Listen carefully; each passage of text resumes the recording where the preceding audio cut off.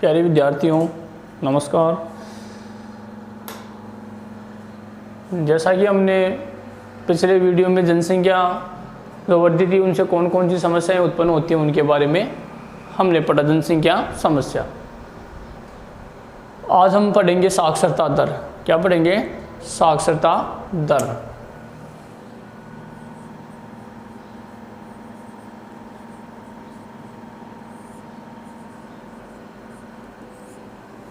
और 2011 की जो जनगणना है उसके अनुसार मतलब जो साक्षर कौन है, हम साक्षर किसे कह सकते हैं?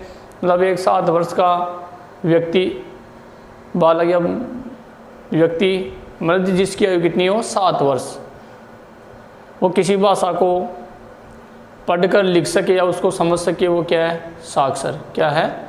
साक्षर है। तो भारत की साक्षरता दर हम अलग पढ़ेंगे। भारत में पहले 2001 में कितने लोग साक्षर थे और 2011 में कितने, उससे पहले कितने थे? साक्षरता दर वर्तमान में कितनी है पहले ने, उसका हम कंपेयरिंग करेंगे कितनी बड़ी, और हमें आंकड़ों से पता चलेगा। तो आप हेडिंग डाले साक्षरता दर। साक्षरता दर इसमें लिखिए आप 2011 की जनगणना के अनुसार,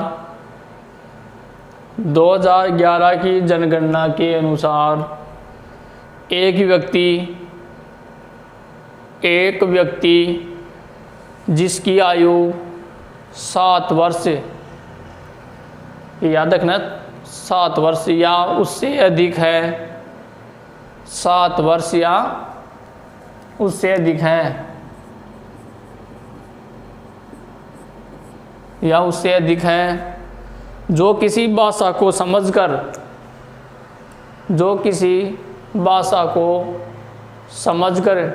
पढ़ या लिख सकता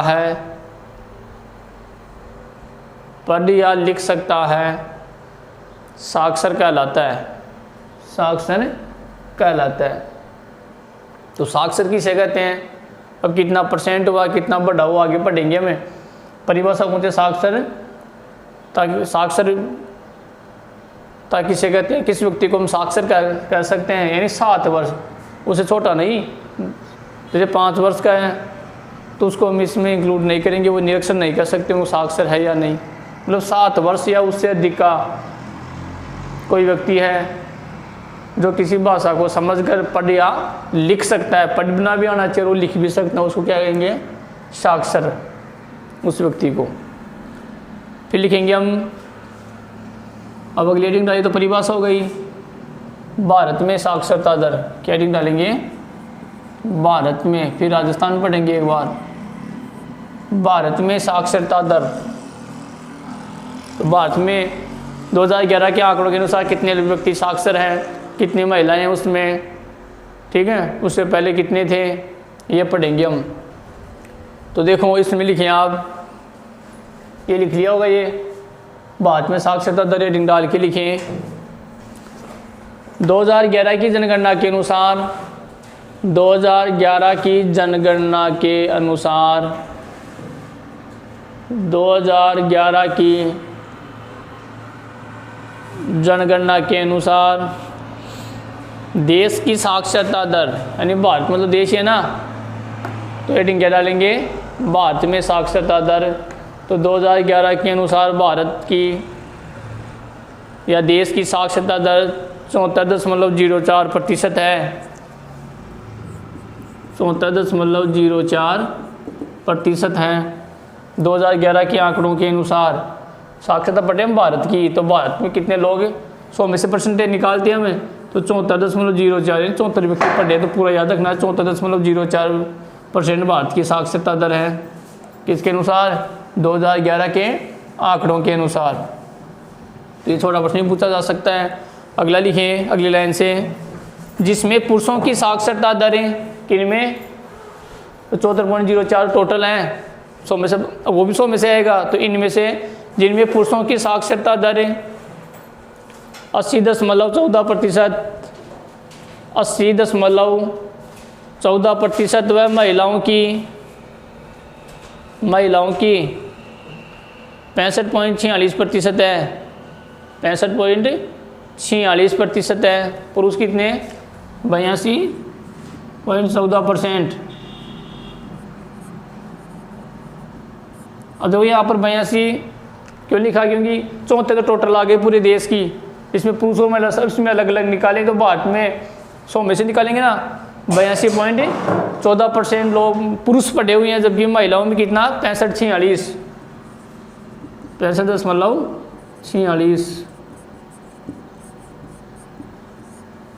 अब देखो तो भारत में साक्षरता पर लेख लिखी है, जैसे हमने जनसंख्या वितरण पढ़ा था, उसमें का एक बार कमर एक बार ज़्यादा पूरी ऐसे पढ़ा था आगे, तो वो सेम वही है ना। तो भारत की ये तो 2011 की परिभाषा लिख देंगे, फिर टोटल आ गई महिलाओं पुरुषों टोटल मिलाकर 74.04% लोग पढ़े साक्षर हैं भारत में, तो परसेंटेज 100 में से निकालेंगे। फिर इनमें से पुरुष का अलग निकालेंगे, महिला का, ये टोटल का आ गया, तो 100 में से 82.14% लोग क्या हैं, पुरुष पढ़े लिखे हैं साक्षर, और महिलाओं में 65.46। ठीक है, पुरुषों में 82.14 और महिलाओं में 65.46। ये याद रखें, अलग अलग एक साथ पूछे तो ये हो जाएगा। फिर अगली लाइन में देखो, अब जिस प्रकार हमने पहले पढ़ा था जनसंख्या के बारे में पढ़ा ना, तो जैसे भारत का पढ़ा, भारत की पूरी जनसंख्या पढ़ी हमने, फिर सर्वाधिक जनसंख्या वाला राज्य प्रतिशत पढ़ा, फिर राज्य कौन सा, केरल, उत्तर प्रदेश पढ़ा था ना, फिर सबसे कम में सिक्किम, राजस्थान का पढ़ा हमने सबसे ज़्यादा, जयपुर का सबसे कम, जैसलमेर का, ऐसे पढ़े ना हमने। तो अब सबसे ज़्यादा पढ़े लिखे लोग कहाँ हैं, केरल में। कहाँ हैं, केरल में। सर्वाधिक साक्षरता दर कहाँ की है, केरल की, और सबसे कम कहाँ की है, बिहार की। समझ गए, ऐसे याद रखेंगे। तो देखो अगली लाइन से, 2011 के अनुसार, अब जनगणना लिख लेना ऊपर हमने एक बार, 2011 के अनुसार सर्वाधिक साक्षर राज्य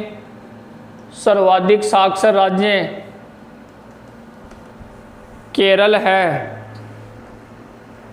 है, जिसकी साक्षरता दरें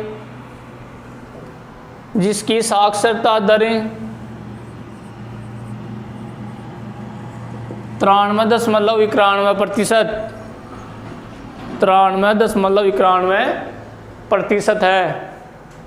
तो केरल की नीचे लाइन खींच लेंगे तब भी आपको पता रहे। भारत में जो 29 राज्य, उनमें सर्वाधिक साक्षर लोग कहाँ हैं, केरल में, 93.91। तो भारत की साक्षरता दर पर एक बड़ा प्रश्न आ गया। भारत की साक्षरता दर पहले ये लिखेंगे आप परिभाषा, फिर ये 74.04, फिर पुरुषों में 82.14, 65.46, फिर सर्वाधिक पढ़े लिखे कहाँ है, केरल में 93.91। जबकि सबसे कम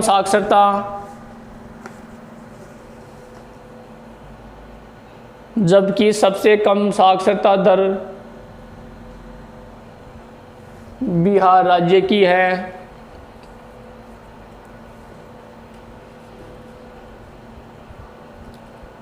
इसकी साक्षरता दर 63.82% है।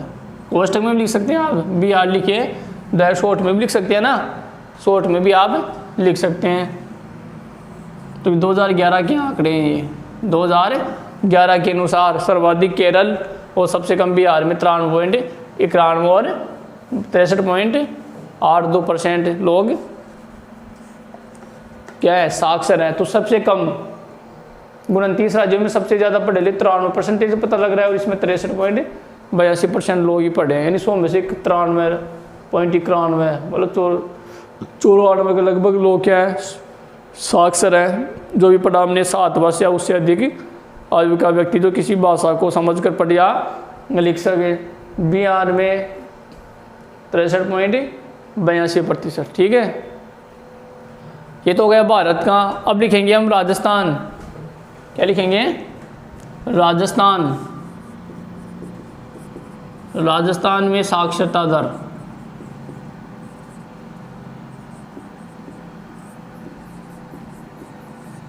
तो राजस्थान का नहीं चला, ये पता होना चाहिए भारत का है ये राजस्थान। तो ये अब भारत में पढ़ा तो हमने राज्य पढ़ेंगे, तो केरल भी यहाँ लिख दिया। अब राजस्थान पढ़ रहे तो हम क्या पढ़ेंगे, जिले, जिले पढ़ेंगे ना राजस्थान, तो ऐसे याद रखेंगे।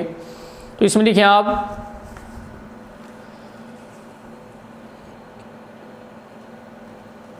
राज्य में 2011 की जनगणना के अनुसार, राज्य में 2011 की जनगणना के अनुसार, अंतिम आंकड़े है ना,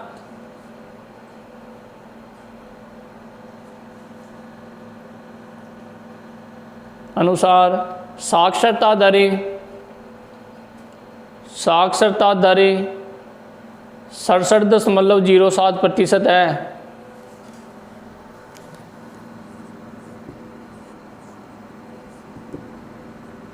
67.07% है, ठीक है, 67.07% है, जिसमें अगली लाइन से लिखें, जिसमें पुरुषों की, अच्छा हमने भारत में पढ़ा पुरुषों की पढ़ा था हमने 82.14, तो अब राजस्थान में पढ़े जिसमें पुरुषों की साक्षरता दर 80.51%, पुरुषों की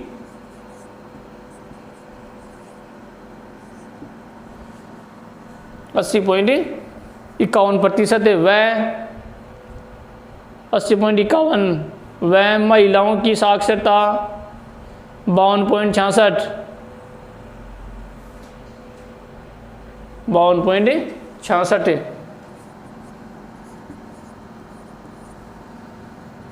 प्रतिशत है ना।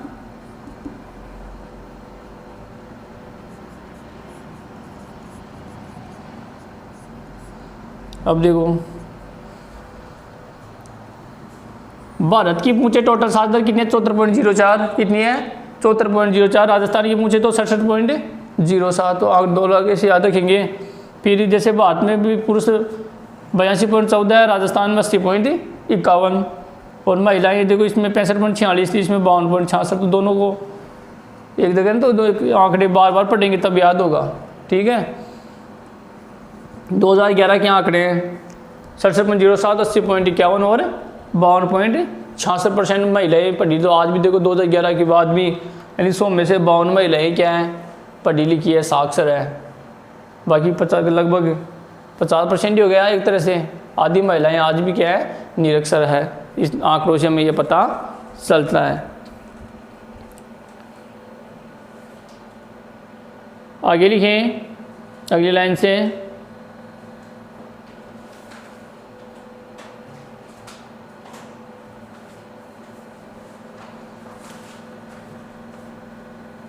राजस्थान में मुख्य रूप से ग्रामीण क्षेत्रों में, राजस्थान में मुख्य रूप से ग्रामीण क्षेत्रों में साक्षरता दर कम है। ग्रामीण क्षेत्रों में साक्षरता दरें कम हैं।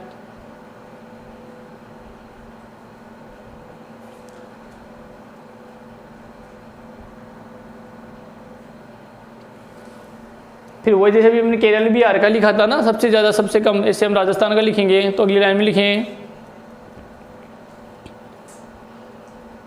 राजस्थान में कोटा जिले का, राजस्थान में कोटा जिले का साक्षरता दर सर्वाधिक,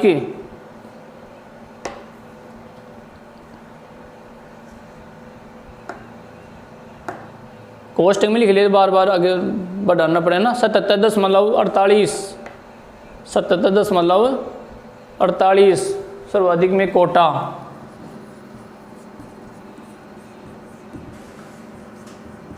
सर्वाधिक में है ना, तो कोष्टक में लिख लेंगे, तब दोबारा लिख लेंगे कोटा है, फिर लिखेंगे इसकी साक्षरता दर, तो बड़ा हो जाएगा ना। तो वैसे भी लिख सकते हैं या कोष्टक में भी आप लिख सकते हैं। जबकि सबसे कम साक्षरता दरें, जबकि सबसे कम साक्षरता दर किसकी है, जालोर की। किसकी है, जालोर की। सबसे कम सर्वाधिक में कोटा और सबसे कम जालोर की 55.58, कोष्टक में लिखेंगे 55.58%, ठीक है। 55 मतलब 58, 55 मतलब 58%। अब देखो वही सेम वजह से भारत का पटा भारत का लिख दिया, पुरुष में कितना महिलाओं की लिख दिया, फिर राज्य सबसे ज़्यादा और कम। ऐसे राजस्थान का संपूर्ण 67.07, पुरुष में 80.51, महिलाओं में 52.66। सर्वाधिक में कौन सा है? कोटा। यानी अब राजस्थान में जिले ही पढ़ेंगे ना, तो सबसे ज़्यादा साक्षर लोग कहाँ हैं राजस्थान में? कोटा में। भारत में कहाँ थे? केरल में। सबसे कम जालौर में, और वहाँ बिहार में। तो 77.48% के साथ कोटा है, यानी 100 में से 77 व्यक्ति क्या है? साक्षर है राजस्थान में।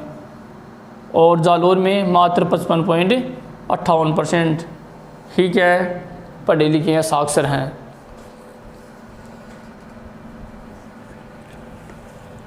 अब देखो यहाँ तो ये कंप्लीट हो गया। पुरुषों का अलग पढ़ लिया, महिलाएं सबसे ज़्यादा कोटा और सबसे कम जालौर में। राज्यों के नाम के बार आंकड़े मूल्य तो ये भी याद करने की कोशिश करें, लेकिन ये तो कंप्लीट याद होना ही चाहिए। केरल, फिर बिहार, राजस्थान में कोटा और जालौर।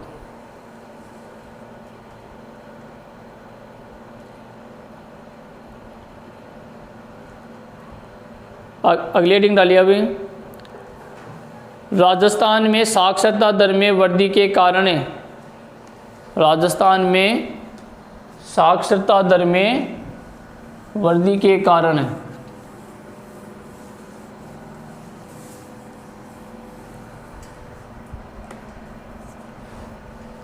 राजस्थान में साक्षरता, जो राजस्थान ध्यान रखना, राजस्थान पढ़ रहे हम।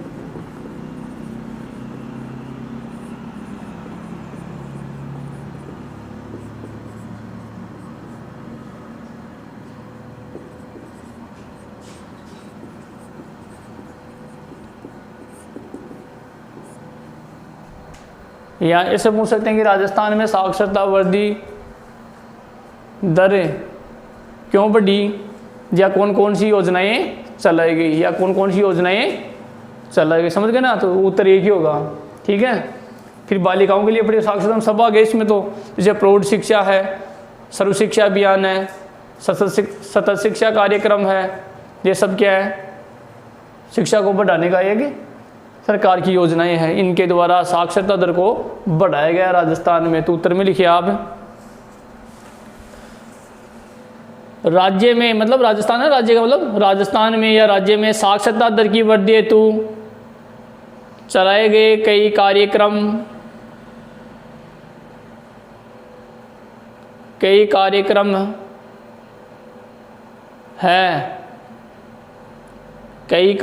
हैं। जैसे अब तो ऐसे पूछ सकते हैं, राजस्थान में साक्षरता दर को बढ़ाने के लिए कौन कौन से कार्यक्रम चलाए गए। समझ गए ना? उत्तर वो आएगा। वृद्धि के क्या कारण है, तो वो कार्यक्रम चलाए या अभियान चलाए। एक अभियान भूल तो भी उत्तर वो आएगा, ये ध्यान रखना ना, उत्तर वो आएगा। जैसे साक्षरता मिशन, फिर कोमा लगाएंगे प्रौढ़ शिक्षा,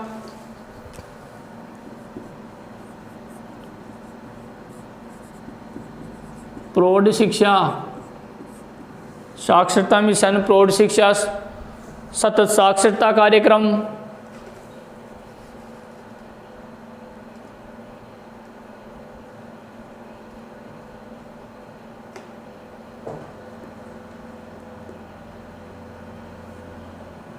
आगे की बालिका शिक्षा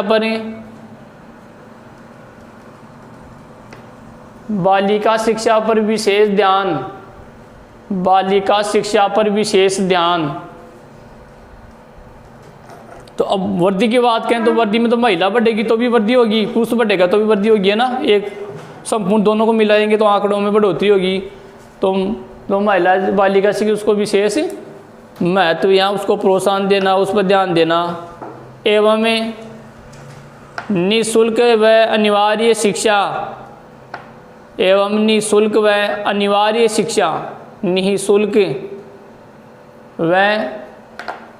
अनिवार्य शिक्षा आदि के कारण साक्षरता दर में वृद्धि हुई है। आदि के कारण साक्षरता दर में वृद्धि हुई है। अब देखो अभियान पूछे कौन कौन से अभियान चलाए गए हैं, तो देखो राजस्थान सरकार द्वारा साक्षरता मिशन, साक्षरता अभियान या मिशन, प्रौढ़ शिक्षा, ठीक है, सतत शिक्षा कार्यक्रम,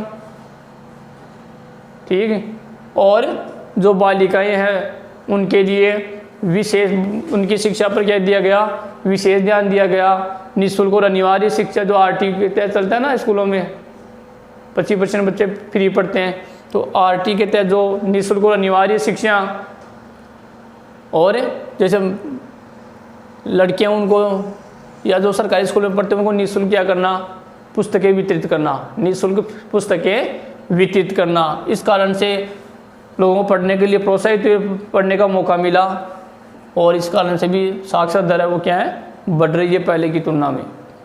ठीक है, अगले हेडिंग डाले बालिका शिक्षा। अब देखो ये तो राजस्थान में सब आ गए, ठीक है। अब देखो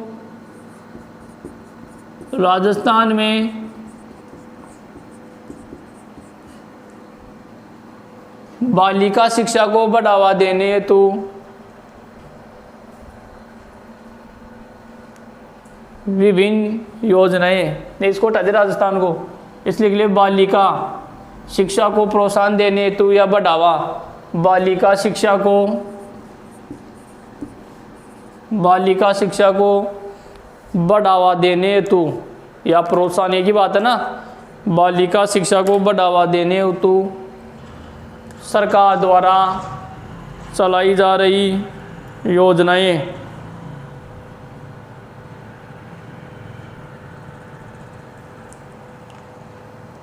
सरकार द्वारा चलाई जा रही योजनाएं। अब देखो मैं ऊपर हमने पढ़ा वो तो सबका आ गया, प्रौढ़ शिक्षा, सर्व शिक्षा, ये सब में आ गया। अब हम पढ़ेंगे केवल बालिका के लिए, यानी बालिका शिक्षा को बढ़ाने के लिए या उसको प्रोत्साहन करने के लिए सरकार द्वारा कौन कौन सी योजनाएं चलाई जा रही है। तो अब देखो एक तो निःशुल्क पुस्तकें आ गई, इसके अलावा जो कस्तूरबा गांधी आवासीय विद्यालय हैं वो बालिकाओं के लिए, यानी वहाँ पर उनको क्या है रहने के लिए, जिसको हम हॉस्टल बोलते हैं ना, वो भी मिलता है बालिकाओं को, कस्तूरबा गांधी आवासीय योजना। ठीक है, इसके अलावा जैसे जो 9th क्लास में पढ़ते हैं उनको निःशुल्क साइकिल वितरण योजना, आपकी बेटी योजना, गार्गी पुरस्कार देते हैं स्कूलों में, गार्गी पुरस्कार लड़कियों को तो मिलता है, या ट्रांस वाउचर योजना, जैसे कोई 5 किलोमीटर की अधिक दूरी से आती है तो सरकार उनको आने जाने का किराया भी देती है, तो ट्रांस वाउचर योजना यानी आने जाने का किराया हो गया। और ये जो योजना भी मैंने बताया आपको, जो बालिका कस्तूरबा गांधी आवासीय योजना है वहाँ पर वो रह सकती है, निःशुल्क साइकिल वितरण योजना, गार्गी पुरस्कार, देवनारायण स्कूटी योजना मिलती है ना। तो 8वीं क्लास में ये जो अच्छे अंक लाती है तो उनको देवनारायण छात्र स्कूटी योजना के तहत लड़कियों को स्कूटी वितरण की जाती है। तो ऐसा सरकार द्वारा उनको बढ़ावा देने के लिए ऐसा किया जा रहा है। भाई आने जाने का, मतलब कोई गरीब हो पढ़ नहीं पाता तो आने जाने का किराया दे दिया, देते हैं ना, साइकिल दे दी उनको, या अच्छी जो पढ़ने में इंटेलिजेंट है तो उनको कोई दिक्कत ना हो तो उसको प्रोत्साहन देने के लिए स्कूटी वितरण योजना हो गई, देवनारायण स्कूटी। और इसके अलावा ट्रांस वाउचर यानी आने जाने का किराया हो गया, साइकिल वितरण हो गया, निःशुल्क पुस्तक वितरण हो गया। इन सारे कामों के द्वारा जो बालिकाओं जो पुरुषों से कम पढ़ी लिखी है ना, तो उनको वो पुरुषों के बराबर कैसे आए, तो इन योजनाओं को विशेष रूप से चलाया जा रहा है। तो इसमें लिखें आप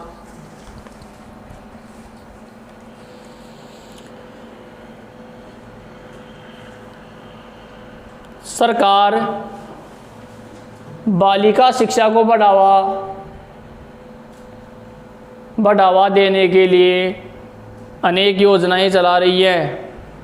बालिका शिक्षा को बढ़ावा देने के लिए अनेक योजनाएं चला रही है, अनेक योजनाएं चला रही है। बालिका शिक्षा को बढ़ावा देने के लिए अनेक योजनाएं चला रही है, जिनमें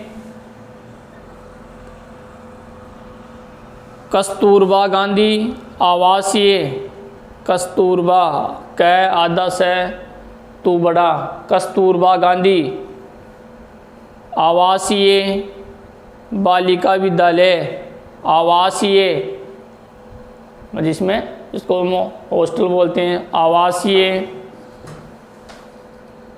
बालिका, इसको कोमा लगा दी ना, आवासीय ना, कस्तूरबा गांधी आवासीय बालिका विद्यालय, बालिका विद्यालय,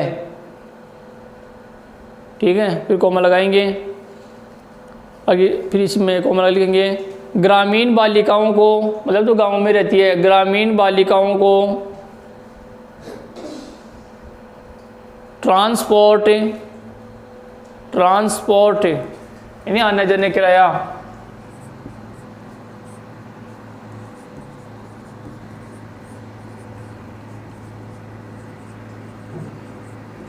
ट्रांसपोर्ट वाउचर,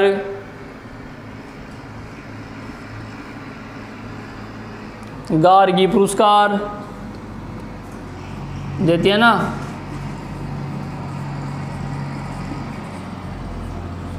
गार्गी पुरस्कार,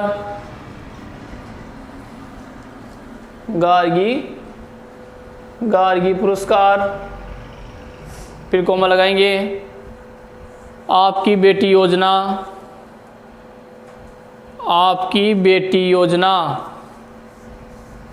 आपकी बेटी योजना जिसमें जिला स्तर पर महिलाओं को क्या है, जो बालिका अच्छे अंक लाती है उनको आगे की पढ़ाई के लिए उनको एक तरह से गोद लिया जाता है और उनकी पढ़ाई का खर्चा सरकार के द्वारा उठाया जाता है। तो आपकी बेटी योजना। फिर कोमा लगाएंगे देवनारायण छात्रा स्कूटी, देवनारायण छात्रा यानी छात्र नहीं छात्रा, ये वो लड़कियों को मिलती है, छात्रा स्कूटी वितरण, छात्रा स्कूटी वितरण, वह छात्राओं को निःशुल्क साइकिल वितरण योजना, वह छात्राओं को निःशुल्क साइकिल वितरण योजना।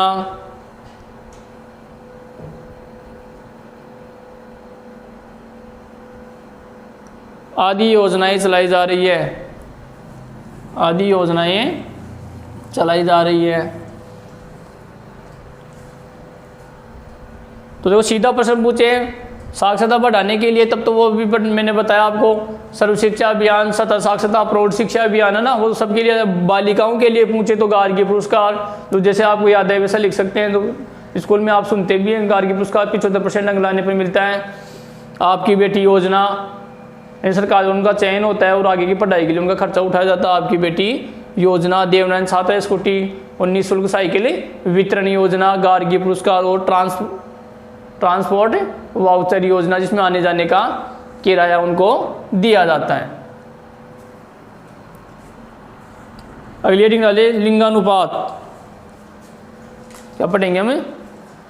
लिंगानुपात।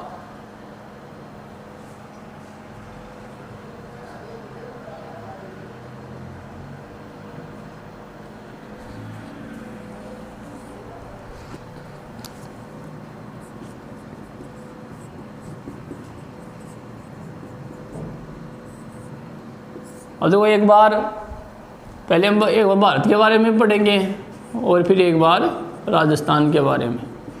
सबका अलग अलग है ना, राज्य से पहले जिले का और फिर इससे बनता है, फिर राज्य का और राज्य से देश का बन गया, ऐसे बनेगा ना। तो लिंगानुपात क्या होता है कि प्रति यानी 1000 प्रति हजार या 1000 पुरुषों पर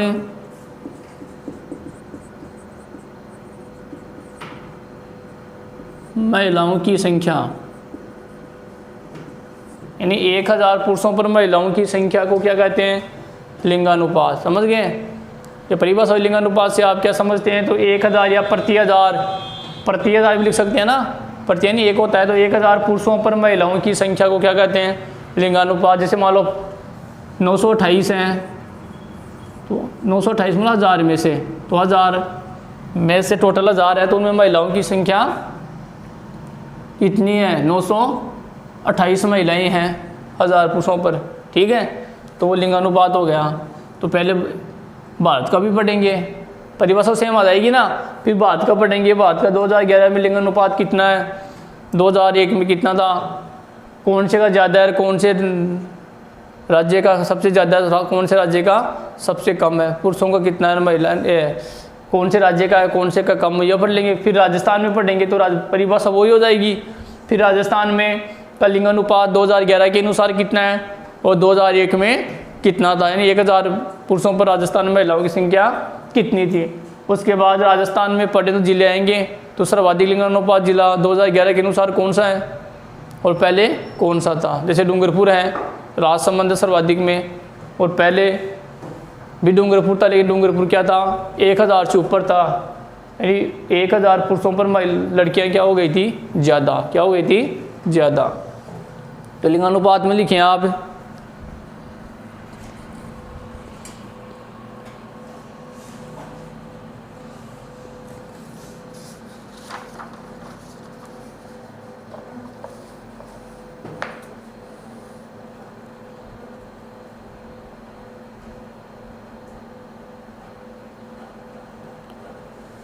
प्रति 1000, प्रति या एक ही बात है ना, प्रति 1000 पुरुषों पर महिलाओं की संख्या,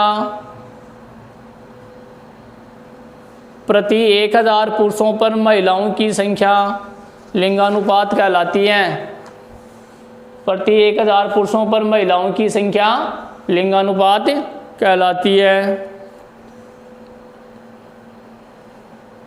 प्रति 1000 पुरुषों पर महिलाओं की संख्या क्या कहलाती है, लिंगानुपात। ये परिभाषा हो गई, ठीक है। अब देखो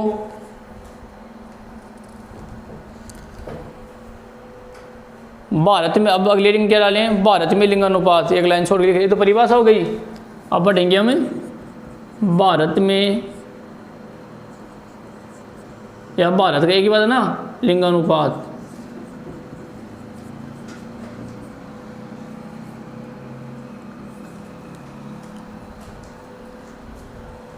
टोटल लिंगानुपात कितना है, पहले का कौन से राज्य का अधिक है, कौन सा राज्य का कम है। तो इसमें लिखिए आप सन 2011 की जनगणना के अनुसार, सन 2011 की जनगणना के अनुसार हमारे देश का लिंगानुपात 940 है,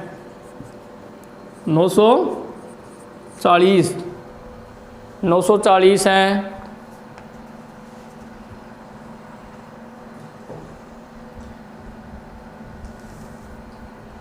अब देखो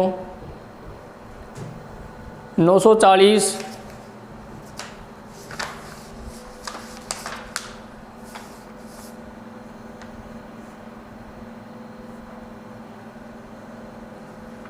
940 यानी 1000 पुरुष 1000 है, तो उसमें महिलाएं कितनी हैं, 940।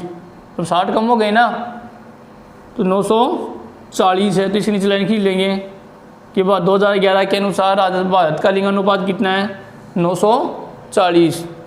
आगे लिखेंगे, अगली लाइन से लिखेंगे भारत में केरल राज्य का लिंगानुपात, केरल,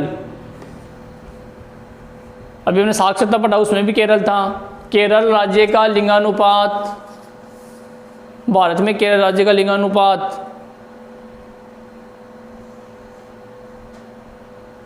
कोष्टक में लिख लेंगे 1084, 1084 है ना, 84 है, जो सर्वाधिक है, जो सर्वाधिक है, जो सर्वाधिक है। अगली लाइन में लिखेंगे जबकि हरियाणा राज्य का लिंगानुपात सबसे कम,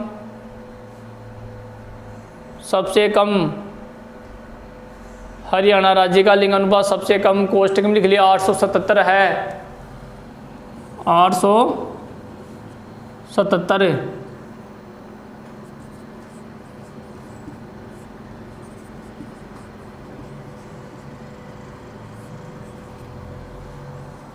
जो 2011 के आंकड़े हैं, तो 2011 के अनुसार भारत का लिंगानुपात इन सारे राज्यों को मिला दे तो कितना हो जाएगा, 940 आता है। कितना आता है, 940। पूरा का कैलकुलेशन निकाले 29 का, तो 900 कितना आ जाएगा, 40 आ जाएगा।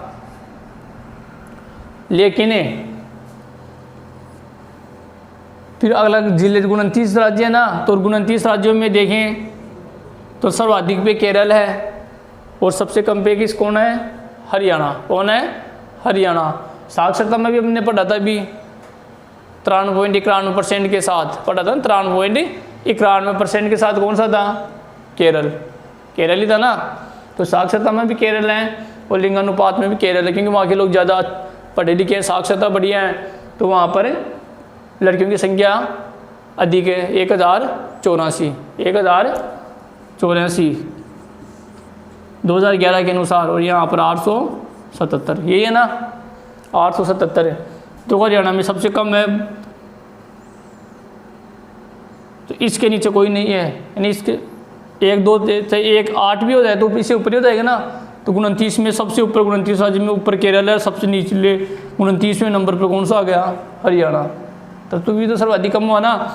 इसलिए भारत सरकार की जो योजना है, बेटी बचाओ बेटी पढ़ाओ योजना, प्रधानमंत्री नरेंद्र मोदी ने इसकी शुरुआत कहाँ से की थी, हरियाणा से। कहाँ से की, तो अभियान है ना बेटी बचाओ बेटी पढ़ाओ अभियान की शुरुआत भारत सरकार ने कहाँ से की, हरियाणा से। क्योंकि हरियाणा का लिंगानुपात भारत में सबसे कम है, न्यूनतम है 877। तो याद भी होना चाहिए 1084 याद हो जाएगा ना। 1000 पुरुषों पर महिलाओं की संख्या से मतलब है, तो 1084 है यहाँ पर।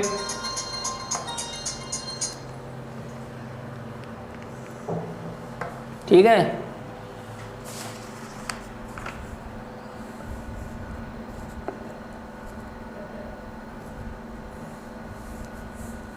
अब लिखें, ये भारत का हो गया। तो भारत का कितना, 940 टोटल। केरल में सर्वाधिक 1084 और सबसे कम कहाँ है, हरियाणा में 877।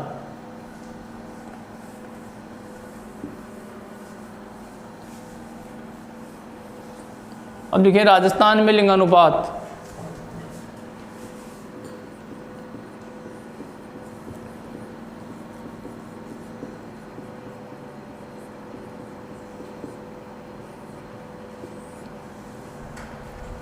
राजस्थान में देखो लिखें, वही 2011 आएगा ना।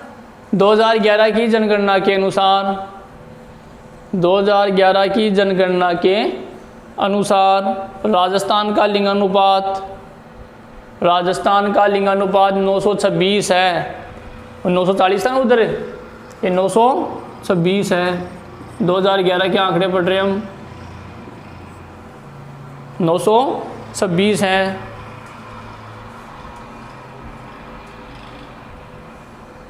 यह आंकड़ा आगे इसमें लिखे, यह आंकड़ा 2001 में 921 था। 921 था पहले ये, यानी 726 है, 21 है, तो इसमें 5 बढ़ा ना, ये कंपेयर हो गया। यानी 2011 के अनुसार 926 है और पहले कितना था, 921। तो इससे मतलब है ये यहाँ पर बढ़ रहा है ना। अगली लाइन में लिखें,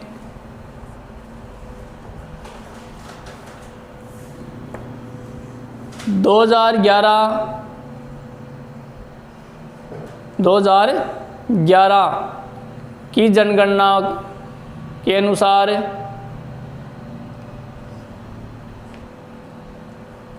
जनगणनाओं के अनुसार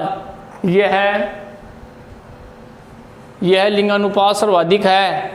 यह लिंगानुपात सर्वाधिक है। यह लिंगानुपात सर्वाधिक है। मतलब दो जितने भी बीच में भी हम देखें तो 926 से ऊपर आज तक कोई आंकड़ा नहीं गया। 2011 में गया है, तो इससे पहले से 921 कम ही रहा है। तो अब तक के जितने भी जनगणनाएं हुई हैं ना, तो उसमें सर्वाधिक जो लिंगानुपात है राजस्थान का कितना है, 926। पहले 921 था। ठीक है। अब देखो राजस्थान में 2 जिले डूंगरपुर और राजसमंद। डूंगरपुर और राजसमंद जिले का, जैसे हमने केरल पढ़ा था सबसे ज़्यादा में और सबसे कम में हरियाणा 877 पढ़ा, उसी पर राजस्थान में सर्वाधिक डूंगरपुर का, फिर 6 के नंबर पे राजसमंद, कम में नहीं, एक के बाद नीचे लाइन से तो है क्रम वाइज, जैसे हरियाणा सबसे नीचे था तो सबसे ऊपर डूंगरपुर का था, फिर उस 6 के नंबर पे राजसमंद का। तो इसमें लिखे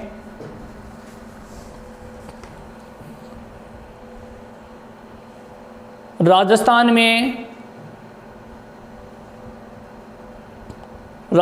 में डूंगरपुर व राजसमंद जिले ऐसे हैं।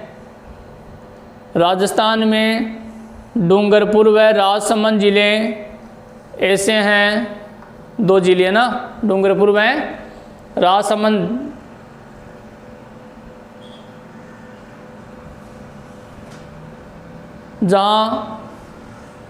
जहाँ लिंगानुपात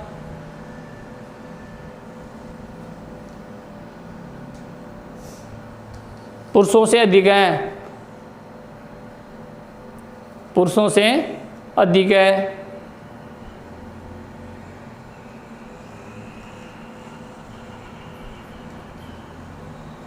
पुरुषों से अधिक मतलब 1000 से अधिक हो गया, इसका मतलब ये है ना, जैसे 1000 से निकालते हैं तो वहाँ लड़कियाँ क्या है, जैसे केरल में 1084 पढ़ा, अभी हमने पढ़ा ना, वहाँ 877 है, तो पुरुषों से निकालते तो महिलाएं भी पुरुषों से ज़्यादा चली गई। तो उसी प्रकार राजस्थान में 2 जिले हैं, डूंगरपुर और बांसवाड़ा, जहाँ का लिंगानुपात 1000 जो पुरुष बताए मैंने उससे भी ज़्यादा है। अगली लाइन में लिखें, डूंगरपुर में 990।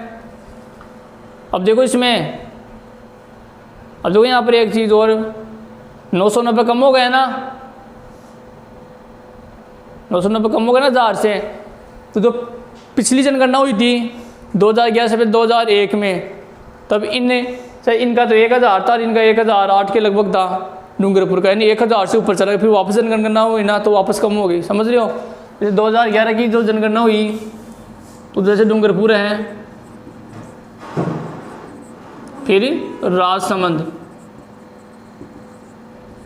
तो इनका लिंगानुपात 1000 के ऊपर चला गया था, समझ रहे हो ना। सही, इसका तो बराबर था 1000, इसका ऊपर था 1000 से भी, लेकिन वापस 2011 की जनगणना हुई तो वापस क्या हो गया, कम, समझ रहे हो, क्या हो गया, कम। है तो ज़्यादा, मतलब आज भी 2001 में भी ये सबसे ऊपर थे और 2011 में भी सबसे ऊपर है, लेकिन आंकड़े घट गए ना। पहले 1000 को पार कर लिया था, अब 1000 को पार नहीं किया, समझ गए। पहले 1000 को पार कर लिया था, वापस जनगणना हुई 10 साल में तो 1000 क्या वापस अंदर आ गए। हालांकि पहले भी ज़्यादा थे, अभी भी ज़्यादा है। तो लिखें इसमें, डूंगरपुर में 990 मतलब है 1000 पुरुषों पर महिलाएं कितनी है, 990। अब राजस्थान का कितना है देखो, 920, नया आंकड़ा, पहला 921, तो 990 का और 120 कितना अंतर हो गया ना। तथा राजसमंद में 988, 2 का फर्क है ना। तो पहले भी कोई खास फर्क नहीं था, 2001 में भी दोनों ऊपर नीचे थे, मतलब ये डूंगरपुर में सर्वाधिक 6 के नंबर पे ये था, सर्वाधिक कम में नहीं, सबसे 6 के नंबर पर, ठीक है। तो सर्वाधिक में कौन सी लिख देंगे आप, डूंगरपुर 990 और राजसमंद 988, ठीक है।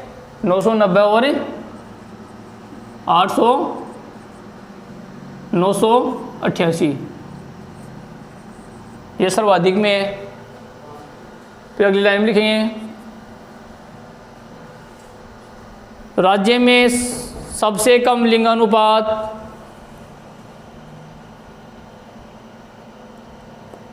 राज्य में सबसे कम लिंगानुपात वाला जिला धौलपुर है।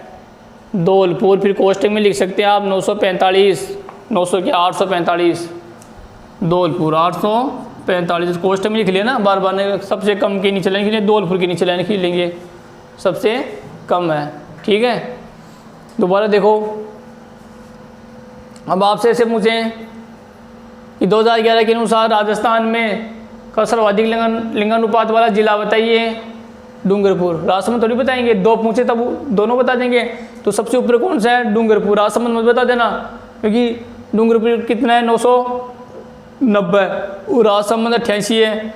डूंगरपुर के बाद में पूछे तब बताना है, ठीक है। तो ये दोनों बिल्कुल दो का ही तो फर्क है ना, या 88 है या 90 है, इसलिए दोनों को एक साथ दे दिया। वैसे कौन से जिनका लेकिन पास सर्वाधिक है 990 और 928। पिछली बार ही 1000 से ऊपर चला गया था, ठीक है।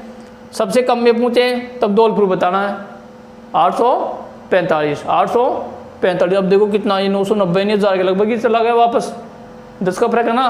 और यहाँ देखो 845, ये 900 भी नहीं है। तो सबसे कम में कौन सा हो जाएगा? धौलपुर। कौन सा हो जाएगा? धौलपुर।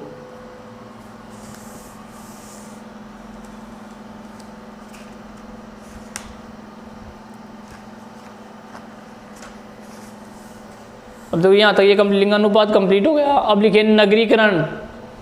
नगरीकरण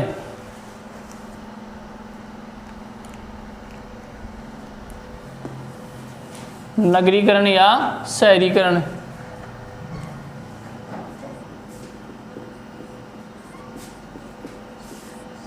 नगरीकरण या शहरीकरण।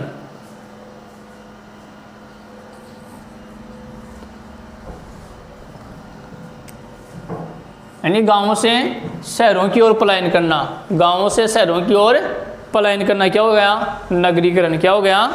नगरीकरण। और शहरीकरण भी कर सकते हैं। तो इसमें लिखें आप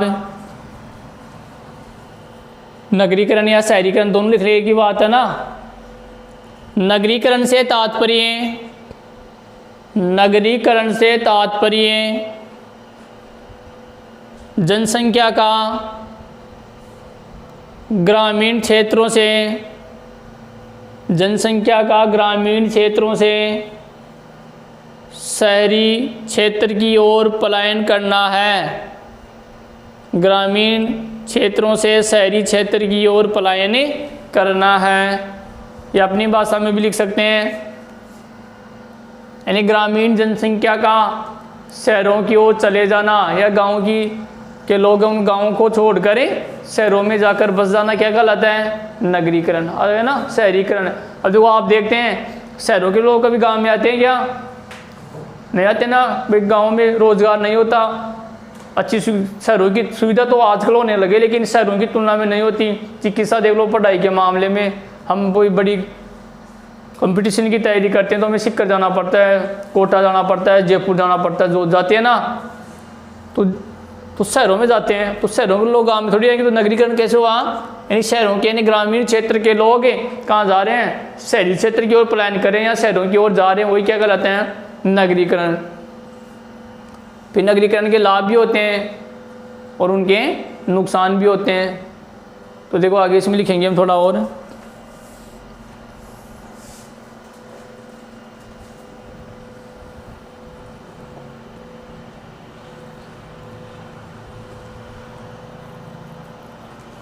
भारत की, इसमें लिखें भारत की 121 करोड़ जनसंख्या, पहले हम पढ़ चुके हैं। राजस्थान कितनी पढ़ी थी हमने? 686। भारत की 121 करोड़ जनसंख्या में से 83.3%, 83 यानी 83.3 करोड़ जनसंख्या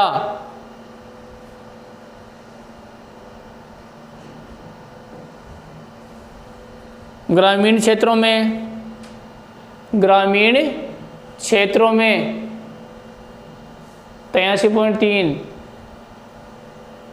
तथा 37.7 करोड़, 37.7 करोड़ जनसंख्या शहरों में निवास करती है।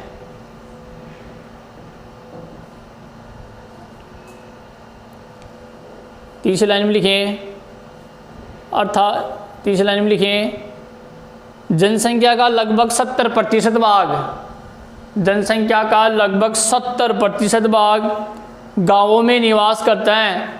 70% भाग गांवों में निवास करता है। 83.3 करोड़, और इधर कितना था 37 पॉइंट है ना कुछ। ये लोग कहाँ रहते हैं, गाँवों में, और ये कहाँ रहते हैं, शहरों में। यानी 100 में से 83 आदमी, 100 में निकालना 83 आदमी शहरों में और बाकी गाँवों में। ये उल्टा बोल दिया, उल्टा लिखा दिया ना। 83 ये गाँवों में है ना, ये गाँवों में और ये शहरों में, अर्थात 70%, लास्ट में कहना 70% आबादी कहाँ रहती है आज भी, गाँव में। ठीक है, कि भारत के अधिकांश लोग कहाँ रहते हैं, गाँवों में। यानी 100 में से 83 व्यक्ति कहाँ रहते हैं, गाँवों में, और 37 व्यक्ति क्या रहता है, कहाँ रहता है, शहरों में। कुछ लोग ऐसे हैं जिनके स्थायी मकान गाँव में होते हैं, लेकिन वो किसी अस्थायी रूप से वहाँ निवास करते हैं। कोई स्थायी रूप से चला गया, लेकिन उनका गाँवों में भी उनके परिवार रहते हैं, या पूरा नहीं। ऐसा भी होता है ना, कई बार अभी परिवार का कोई एक दो सदस्य शहर में जाके बस गया, बाकी परिवार वाले गाँव में रह रहे हैं, होता है ना ऐसा। ये कई बार पूरा परिवार ही चला जाता है। यहाँ कईयों के मकान गाँवों में भी होते हैं, शहरों में भी होते हैं, लेकिन उनका गाँव से लगाव या जुड़ाव होता है। तो 70% नहीं, 100 में से 70 आदमी 2011 की जनगणना के अनुसार आज भी कहाँ रहता है, गाँव में। यानी 83% लोग आज भी क्या है, गाँवों में रहते हैं, और 37% लोग शहरों में रहते हैं। अगली लाइन लिखे,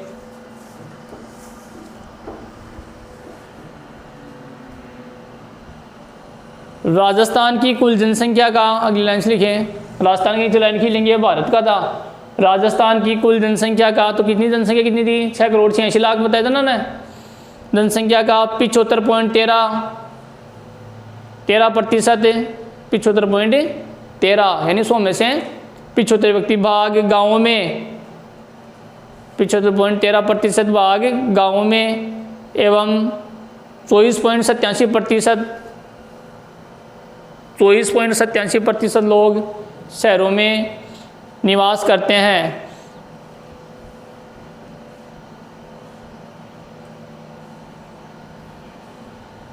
तो राजस्थान का निकाला हमने, तो राजस्थान में मतलब है 100 में से 75 आंकड़े पॉइंटों में दिए हैं। तो इसका मतलब ऐसे 75 व्यक्ति गाँव में रहते हैं, और 25 हो गए ना, 75 व्यक्ति गाँव में रहते हैं, और 25 व्यक्ति कहाँ रहते हैं, शहरों में।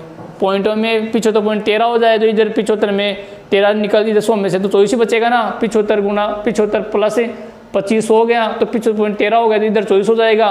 वो 83 और 87 और 13 को जोड़ेंगे तो कितना हो जाएगा, 100। ठीक है ना। अंतिम लाइन लिखें, राजस्थान की 3/4 मतलब 3/4, कोष्ट में लिख सकते हैं 3/4, कोष्ट में 3/4 संख्या ग्रामीण क्षेत्रों में निवास करती है। 3/4 मतलब 75% हो गया आगे। 3/4 का मतलब है 75%, 75%, यानी 4/4 होते हैं ना, 4 25 को जोड़े 25 चौक 100 हो गया ना, तो 25 75, तो 3/4 यानी 4 ही 100 का तीसरा भाग। तो 3/4 लोग गाँव में निवास करते हैं, जिनका प्रमुख व्यवसाय कृषि है। जिनका प्रमुख व्यवसाय क्या है, कृषि है। जिनका प्रमुख व्यवसाय कृषि है। आज के लिए इतना ही। बाकी नगरीकरण के बारे में जो शेष बच गया वो हम अगले वीडियो में कवर करेंगे। धन्यवाद।